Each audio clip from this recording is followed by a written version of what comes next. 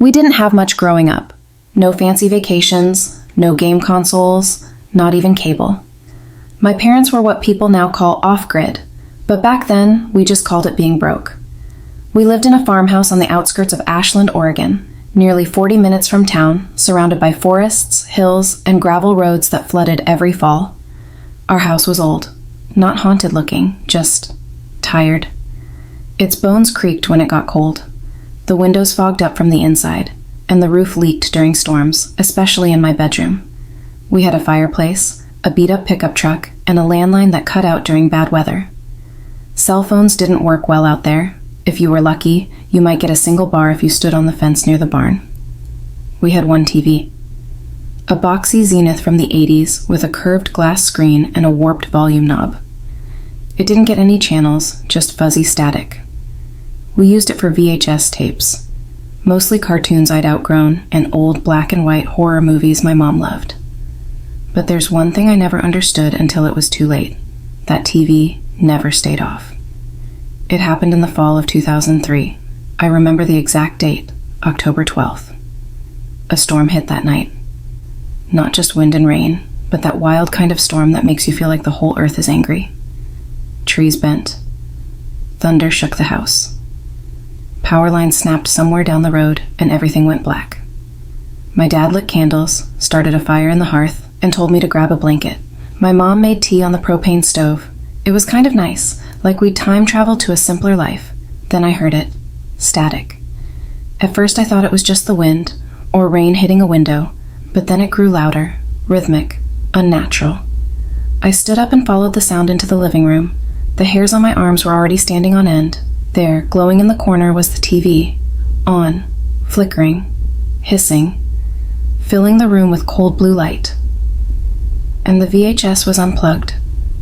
There was no power, no surge, no generator.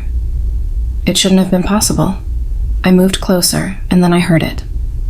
Faint, but clear. Can you see us? I blinked. The screen was just static, but there was something moving in it. Not shapes exactly, more like shadows shifting behind smoke. Then the voice again. We see you. I didn't scream. I couldn't. My throat locked up. My legs refused to move. I just stood there, rooted in fear. Then my dad came in behind me. He yanked the cord out of the wall. The screen died. The static vanished. He said nothing. Just walked away like it didn't happen. But I couldn't forget it. The next day I asked him about it. You imagined it, he said. Old TVs make noise sometimes. But it wasn't just noise. It was voices. It said my name. Over the next few weeks, it happened again. Always during storms. Always late at night. I would wake to the sound of hissing and faint whispers coming from the living room. Sometimes they were soft. Sometimes they grew loud enough to wake my mom too. She once told me she dreamed someone was talking to her through the walls. But I wasn't dreaming. One night I tiptoed out of bed and saw the TV on again. This time, the static wasn't gray. It was red. Faint, pulsating like a heartbeat. The voice didn't whisper this time. It screamed. My name. Over and over. Come out! I ran back to my room crying and buried myself in the blankets. That night, I dreamed of burning wires and eyes in the snow. One night in early November, the storm was worse than any before. Trees fell in the woods. Our shed door blew off. The power had been out for hours. I lay awake, staring at the ceiling, listening to the wind scream through the cracks in the wall. Then the static returned. I didn't even have to look. I knew it was on again. But this time, curiosity won over fear. I crept down the hallway, blanket wrapped around me, bare feet cold against the wooden floor. The TV was glowing, humming. The static was deeper now, almost like it had depth, like it was a window to something else. And then, the screen changed. It wasn't static anymore. It was a room. My room. But it wasn't a recording. It was live. Real time. The bed was made. fogged. The closet door slightly ajar, just like I'd left it. I turned around and looked down the hallway. Empty. When I looked back at the TV, something had changed. There was a figure standing in the doorway of my room, on the screen. Tall, shadowy, motionless. Its face was blurred. Its body twisted like the signal was glitching. It didn't move, but somehow I felt it was watching me. That night, I begged my dad to throw out the TV. He said he'd get around to it. Instead, he dragged it to the shed behind the house. That shit always creeped me out. It smelled like mildew and rust. There were tools, old furniture, spider webs. Now, the TV was in there too. Then Molly went missing. Molly was my dog. A golden retriever with floppy ears and a gentle soul. She never barked unless something was wrong. One morning she was gone. No open doors, no broken fence, no paw prints. Just gone. We searched for hours. My mom cried. My dad got quiet. I felt this strange, heavy pressure in my chest, like I knew she hadn't run away. That night, I dreamed of her. She was sitting in front of the TV in the shed, not moving, not barking, just staring at the screen, whining. My dad didn't believe me, but he looked worried. He went into the shed alone and came back pale. He never told me what he saw, but he took an axe and smashed the TV to pieces. After that, things calmed down. The house was quieter, the static stopped. The storms weren't as loud. But I never forgot. We moved that spring. My mom said the place gave her headaches. My dad said the foundation was cracked. But I think they just couldn't sleep anymore. Time passed. I grew up. Got my own place. Got a phone, a normal life. I didn't think about the farmhouse for years, until last year. It was a quiet night. I was scrolling my phone in bed when the screen flickered. It froze, turned black. Then, static. For a second, I thought it was just a glitch. But then, and the voice came back. "Can you see us now?" The phone burned hot in my hand. I dropped it. The lights flickered. I heard a whisper by my ear. I moved out a week later. Sometimes I wonder how far it can reach. Was it the house?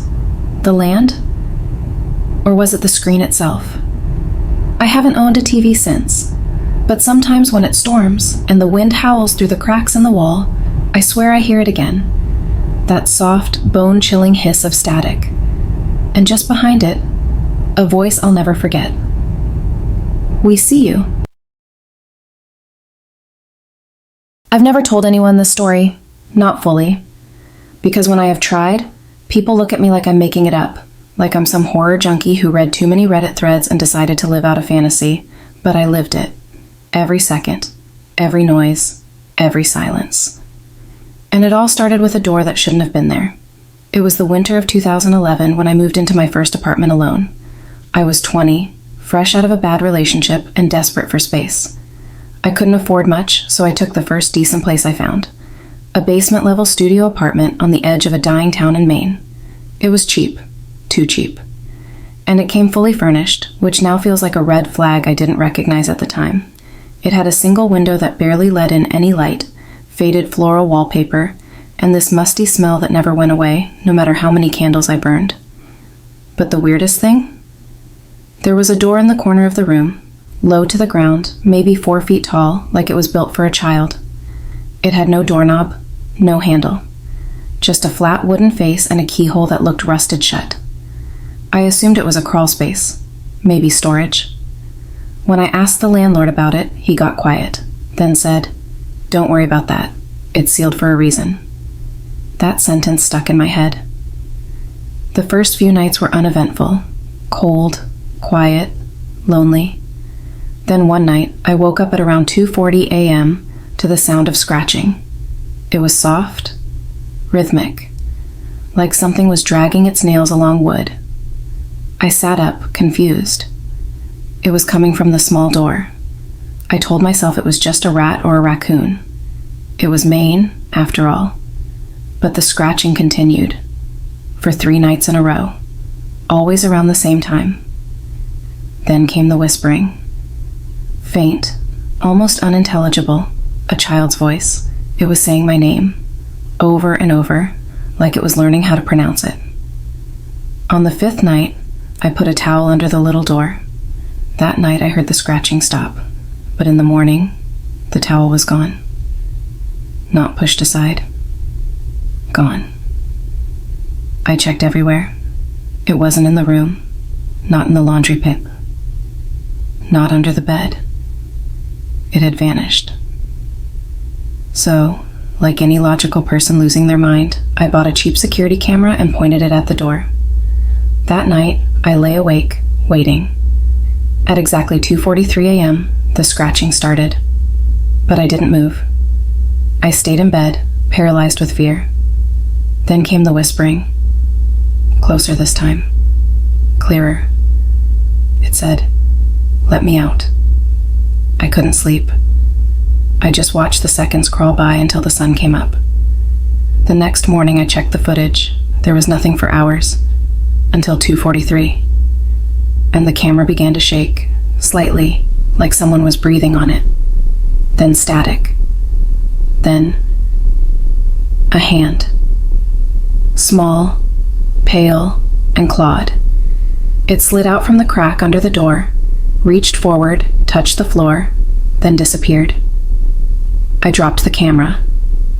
I called the landlord furious, demanding answers.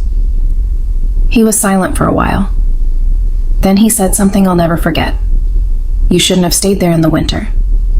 When I pushed for more, he hung up. That night, I pushed my dresser in front of the little door. I stacked boxes, chairs, anything I could. I even put salt in a ring around the base, something I read online at 3 a.m.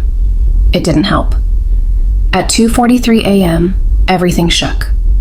The light bulb flickered, the heater died, and I heard something behind the dresser scraping. Then, a giggle, high-pitched, and inhuman. The dresser started to move. Not slide. Move. Like something behind it was pushing, dragging, trying to claw its way out. I sat on my bed, gripping my blanket like it could protect me. Then came the voice. It didn't sound like a child anymore. It sounded older, deeper, wrong. It said, "You let me speak. Now let me in." I screamed and ran out of the apartment barefoot in the snow. I stayed at a motel that night, and the next morning I went back, and the door was open. Just a crack. But it was enough to see inside. Nothing. Just blackness. Like the inside didn't exist. I don't remember packing. I only remember driving and crying and checking into another motel miles away. I never went back. I didn't even go back for my deposit. I don't care what was behind that door or what I almost let out. I looked up the building months later. It was condemned after reports of persistent gas leaks and unstable foundation. But I know that's not why. Sometimes I still dream about that door. I still hear the whisper. And once, I woke up and found a small handprint on my window. From the inside.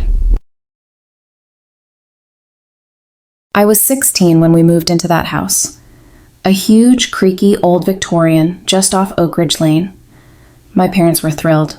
They called it a fixer-upper with character. I called it a horror movie waiting to happen. Even the air felt stale when we first walked in, like it hadn't been breathed in for decades. And the house had been empty for nearly 10 years. Everything was dusty, the floors groaned when you walked, and there were weird stains on the ceiling no one could explain. But the strangest thing, at least to me, was the mirror in my bedroom. It was massive, taller than me by at least 2 feet, with a thick gold frame etched in some sort of symbols, almost like runes. I tried to look them up later, but couldn't find anything that matched. It was bolted to the wall, and nothing we did could get it down. My dad even tried a crowbar. It was like the house wanted it there. The first few nights were fine. if you don't count the constant creaking or how cold it got in my room, even with the heat on. But around the 5th night, something changed. It was exactly 3:12 a.m. when I woke up. I don't know why I woke up. I just did. I remember blinking in the dark, feeling like someone was watching me. The heater was on, but the room was ice cold. I turned my head toward the mirror, and that's when I saw her. A girl. Standing in the mirror. But she wasn't me. She was pale. Not sickly pale, dead pale. She wore a white dress that was soaked from the bottom up, like she had walked out of a lake. Her hair was long, wet, stringy, and her eyes, they weren't eyes. They were black holes. No whites, no irises, just void. I couldn't scream, couldn't move. I stared at her, and she just stared back. Then she smiled. A slow, cracked lip kind of smile. The kind that makes your stomach twist. Then she tilted her head, so far to the side it looked unnatural, and the lights flickered. And just like that, she was gone. The mirror was normal again. The next morning I told my parents what I saw. They laughed, said it was probably a nightmare. My mom gave me one of her "you're just stressed" talks, and my dad told me to lay off the horror movies. So I didn't say anything the next time I saw her, or the next, or the next. Every night, 3:12 a.m., like clockwork. Some nights she'd be farther away, other nights closer, right at the glass. Once, she was crawling across the mirror like a spider, her fingers tapping against the inside of the glass. But the worst night was when I woke up and saw that she wasn't in the mirror anymore. She was standing at the foot of my bed. That's when I started sleeping with the lights on. I tried covering the mirror with a sheet, but every morning it would be folded neatly and placed at the foot of my bed. I asked my parents if they were doing it. They said no. But I could see it in their eyes. They were starting to get nervous too. My dad eventually admitted he'd been hearing whispers at night, and once he swore he saw someone standing at the end of the upstairs hallway. My mom said she heard footsteps on the stairs every night around 3, but still, they didn't want to move. Said it was just the house settling. So I tried to prove I wasn't crazy. I set up my phone on my dresser, facing the mirror. I hit record before I went to bed. I barely slept that night, too scared of what I might wake up to. When I checked the video the next morning, my hands went numb. At 3:12 a.m., sharp, the screen flickered like static. Then she appeared. The girl. In the mirror. She walked up to the glass, dragging her fingers across it, long, slow strokes, leaving fog behind her. Then, she turned to face the camera, and she whispered something. I couldn't hear it. I turned the volume all the way up, but it was just static. Then right before the video cut to black, she looked straight at the camera and smiled again. I showed my parents the video. We packed a bag that day. We went to stay with my aunt 2 towns over. I was relieved. I thought it was over. But it wasn't. A week later, we got a call. The house had burned down in the middle of the night. They said it was an electrical fire. Started in my room. The fire destroyed everything except the mirror. It was found standing upright in the ashes, completely untouched. No burns, no cracks. Just waiting. We never went back. The house was demolished a few months later. I don't know what happened to the mirror. I never asked. But even now, years later, I can't look into a mirror for too long. Sometimes late at night, I catch something move in the reflection. Once, I swear I saw her again, behind me, smiling,